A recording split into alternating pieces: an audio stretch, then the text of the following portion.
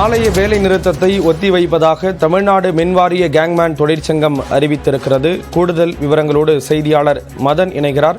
மதன், விவரங்களை பதிவு செய்யலாம்.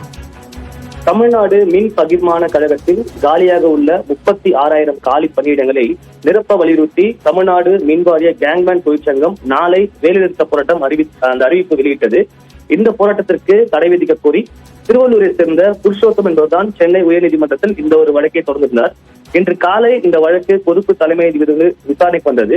அப்போது மின்வாரிய கேங்மேன் தொழிற்சங்கம் தரப்பில் தமிழகம் முழுவதும் மின் பகிர்மான கழகத்தில் கேங்மேன்களை மின் இணைப்பு பணிகளுக்கு பயன்படுத்தப்படுகிறார்கள். தகுதியில்லாத இந்த பணிகளில் தங்களை பயன்படுத்துவதால் 3 ஆண்டுகளில் மட்டும் மின் விபத்து ஏற்பட்டு 70 பேர் இறந்து போனதாக தெரிவித்திருந்தார். இதையடுத்து மின் பகிர்மான கழகத்தில் காலியாக உள்ள பணியிடங்களை எப்போது நிரப்புவீர்கள் என்று விளக்கம் அளிக்க இன்று காலை நீதிபதிகள் உத்தரவிட்டார்கள். இன்று பிற்பகல் இந்த வழக்கு மீண்டும் விசாரணைக்கு வந்தபோது காலியிடங்களை நிரப்ப தற்போது தமிழக அரசு நடவடிக்கை எடுத்து வருகிறது. இது சம்பந்தமாக கேங்மேன் தொழிற்சங்கத்துடன் தமிழக அரசு பேச்சுவார்த்தை நடத்தி வருவதாக இன்று தமிழக அரசு தரப்பு விளக்கம் அளிக்கப்பட்டது. இதையடுத்து இந்த பேச்சுவார்த்தை முடியும் வரைக்கும் இந்த போராட்டத்தை திரும்ப பெறுவதாக தொழிற்சங்கம் தரப்பிலும் விளக்கம் அளிக்கப்பட்டது.